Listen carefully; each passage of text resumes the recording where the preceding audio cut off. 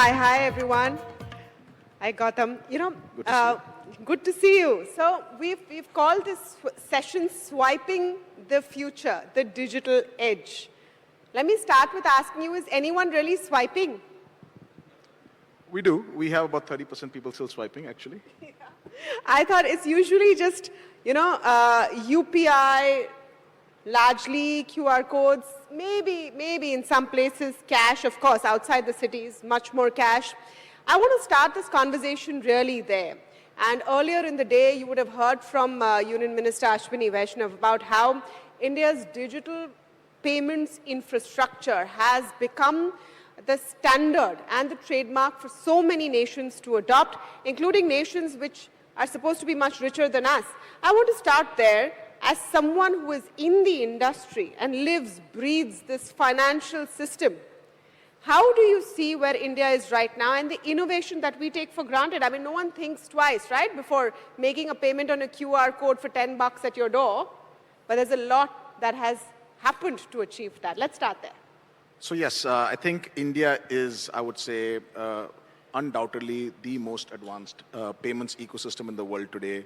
The Prime Minister talked about the fact that 50% of the world's digital payments are happening out of India, which is a true number.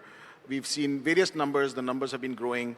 Despite everything that we talk about, I would say whatever you hear is still just the beginning. If you actually look at the potential of India, the 150 to 200 billion transactions that people are talking about that we're doing on an annual basis, in my opinion, is still a very small number compared to the potential. And the reason I say that is there are about 350 million consumers that are active on digital payments in this country, but there are about 900 million people that are actually participating in the economy of this country, buying or selling something on a daily basis, of which only 350 are using some form of digital payment, be it UPI, be it cards. So given that, and given that we already are the world's largest digital payment ecosystem in the world, there's a lot that has happened. And the credit, of course, here goes to, we've talked about many things, jam, innovation. Really, the way, at least we look at it, Mastercard, three things that have made it happen. One is the fact that we have innovators in this country that have come together, right? Both global innovators such as ourselves and local innovators. Two, probably the most progressive regulator in the country, which is what we have in India. From all the regulators I have seen, and I work with Mastercard in a few countries, we have the most progressive regulator in terms of the innovation that they are driving. We are the world's only country that is fully tokenized as far as card transactions are concerned for online transactions. We're the world's only country that is driving for a full tokenization of offline transactions as well. I know these are some geeky terms here I'm using, but that is a huge, huge development compared to many other countries. So that's number two, the fact that we are a really positive regulator. And the third thing, of course, we do have this collaborative mindset. I'm sure a lot of you know about this event that happened in Mumbai last week called GFF, Global FinTech Festival, largest of its kind now in the world.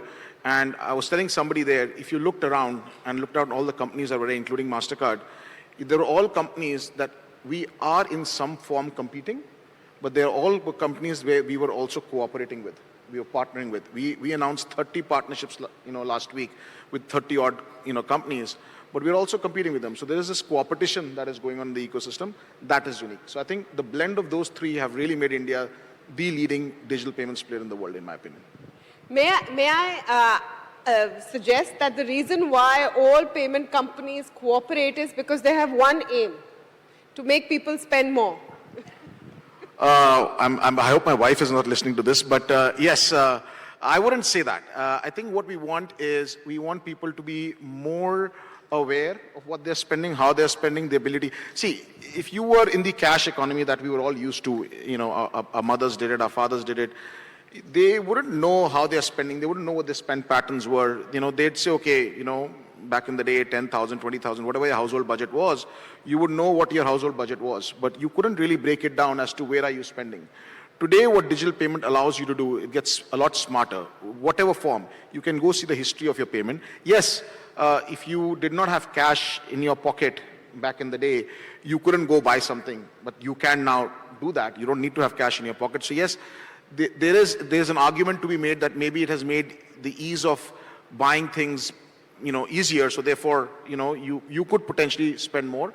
But I think on the flip side, it has also allowed you to track your spend, understand your spend better, and therefore maybe be smarter about your spend. And then, of course, what has emerged, the ecosystem of commerce players that have emerged, whether it's the traditional e-commerce players or the Zeptos and the Blinkits of the world today, there is some impulsive buying, but I think they're all making us smarter at some point. So I don't have data to say whether we are spending more, but my gut, as somebody who's who watches his own spend, I would say we're probably evening it out right now. Yeah, no, but there are a lot of studies which show that the thing with digital money is that in your cognizance of how much you're spending is less because it's just so easy.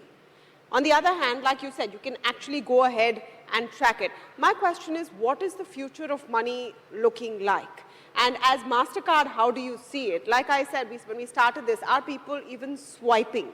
So physical cards, and a lot of millennials, Gen Z users, are they finding the use of a card as a matter of prestige? There was a time when a credit card was also, a symbol of prestige. Are they seeing it that way? Has the idea of what money looks like completely changed, and how do you see it? So see, the idea of what a card would look like in the future, it's anybody's guess. I would agree that the card, the form that we know today, plastic, probably won't exist in the very near future, right? Really? Yeah, it won't exist in the form of plastic. I still carry a plastic card because I'm still old school, but between tap and pay that we have in the cards world, pretty much you can tokenize your cards, you can digitize your cards on your phone, on a device, on a wearable, on a ring, on a bracelet, and especially now with a lot of foreign companies also coming to India, I don't see a reason why somebody would need to carry a physical card. Now, I carry it simply because I'm saying, agar mera phone ka charge khatam ho gaya, then what, right? So I carry it for that reason, and that is true for UPI also. Your app won't work if your phone is dead, right? So I don't think the card will exist in the physical plastic form, but it will take a digital shape in some form, which may be almost near subconscious. I look at this as it's not too far away in the future, where today the act of payment that we do is a very conscious effort. You go to a shop, you scan a QR, you tap, if you're using cards, you swipe still, some people do, and it's a very conscious activity that somebody does. I think the future is that activity will be in your subconscious, much like the air that you breathe. You breathe air, you breathe it day in and day out, but you don't realize you're doing it. Right? This is sounding like a Black Mirror episode. No, it's not. It's not, absolutely not. This whole concept of agentic commerce, AI-enabled commerce, that's exactly what it's going to enable. What it is going to enable is you will have something that will be a form of identity. It could be your smile, it could be your biometric, it could be your body mass, it could be your, your blood metrics. Who knows in the future what would that look like? But today it is your retina scan, it is your fingerprint, it is something else. Smile is another one that people are talking about. But Gautam, if every time I smile, I spend money, I'm going to have to stop smiling. No, so I think there is, of course, a framework, right? So in our world, we talk about a framework of context, right? In what context are you, let's say, smiling? And therefore, is that the context? We'll identify, is it you, who you are? Do you have something that requires to be paid for? We'll have to create trust in the ecosystem. So I use a word called trust, which really has 3 pillars. It's convenience, it's safety, right? And it's also trust in the form where it's without any friction, right? We have been very focused as an industry on the safety aspect, on the convenience aspect, but the friction aspect is something that we've not really solved for. We talked about it backstage. Today, pretty much anything that we want to do in our lives, you require a second factor of authentication in the form of an OTP. I'm sure half of us don't want to get another OTP SMS. OTP se chutkara dilaiye. Exactly. So that we are doing that thanks to the RBI again. In payments at least, we are doing that. We have this thing called the alternate authentication framework, which essentially replaces OTP. I won't say replaces, but augments companies to not use OTP, but use another form of authentication, which is biometrics. So in this case, passkeys is the term that we're using as an industry, where your biometric that is embedded on your phone, much like what you use your biometrics to unlock your phone, any phone today, the same biometric could be used to actually make a payment, right? And that would remove that friction aspect. But that is the early stage of this friction-free payment as I'm talking about. But there will be a day, and not too far from us, where you will walk in and walk out of stores where you wouldn't go through the conscious effort of paying. The system Give is me smart a enough. for example of how all of these things fit in. You talked about non-plastic payments, including on devices. You talked about biometrics, including Smile. You talked about a subconscious autonomous payment. So in an everyday scenario, what does this actually look like? So let's take them each one by one, right? So today, for those of us who are transacting out there, when you go to a shop, you buy something, and you either use a UPI QR, you actually make the physical payment, you pull out a card, you swipe your card, you can tap your card if you have tap enabled on your card or on your phone, and those are conscious actions that you are taking, and all of this is enabled with various levels of safety and security. And we, in Mastercard parlance, we actually authenticate you, where we confirm it is who you are, who you're saying you are, and then we authorize the transaction, saying, okay, this transaction is, let's, for 100 rupees.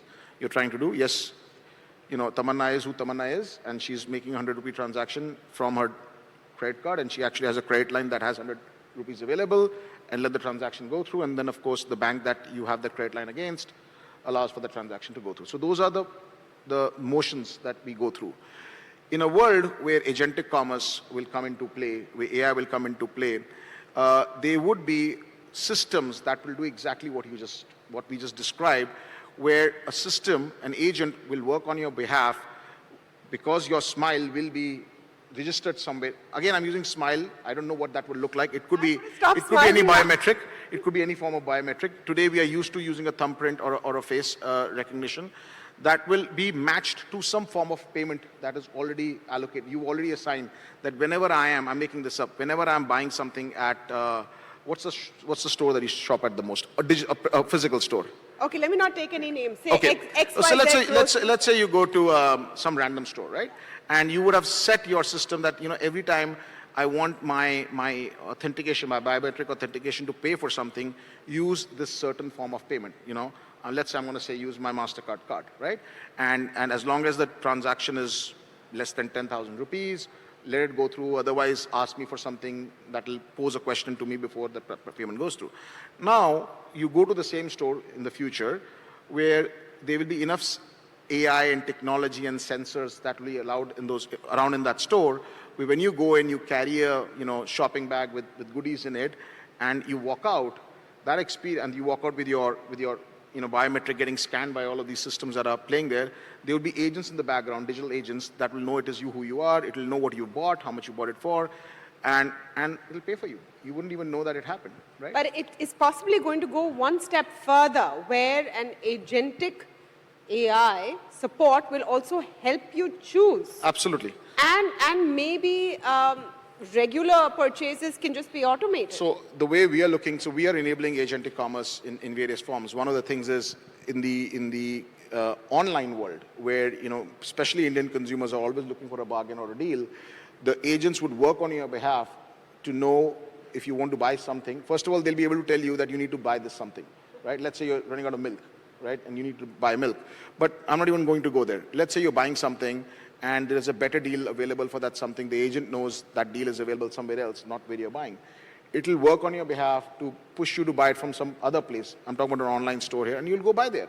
Or if there's a coupon available or if there's a discount available in some form, the agent will work on your behalf, not only to tell you what to buy, when to buy, but where to buy it from. And how do you get the best deal out of it? In a world of, getting points and getting the best deal, that is how agentic commerce will work for you. Wow. So someone is doing that work for you. Do you think Indians will adopt this? We like to choose. We like that mole bhav. And okay, if it's online, at least you like to, look at enough options. So, I was in the US 4 months ago after a long period of time, and I had only heard of this driverless cars. I had not been on one. And I was very scared to sit in one. And when I saw one in front of me, the tech geek in me asked me to sit in one of these cars and experience it. It was a fantastic experience. I won't deny, I was a bit scared. I was a little unsure of it. I think we Indians are just like that. I think there is an element of education that the industry, the ecosystem has to do. We have to build the trust and make sure that we are comfortable doing it. I don't see any reason, particularly now more than ever, given how savvy we've become with our technology in India, I don't see any reason why Indians will not adopt it. It may be a little bit further away than many other countries, but from the innovation that we showcased and others showcased at GFF last week, I am pretty certain this is going to happen in our lifetime. It won't be happening when we are grandparents. It'll happen in our young age. Oh, pretty soon. Well, here's to a future where maybe your smile or your blink tells you that you want to make purchases. Thank you so much, Gautam Aggarwal. Thank you, Tamanna. For that very innovative chat on what the future of money looks like. Thank you.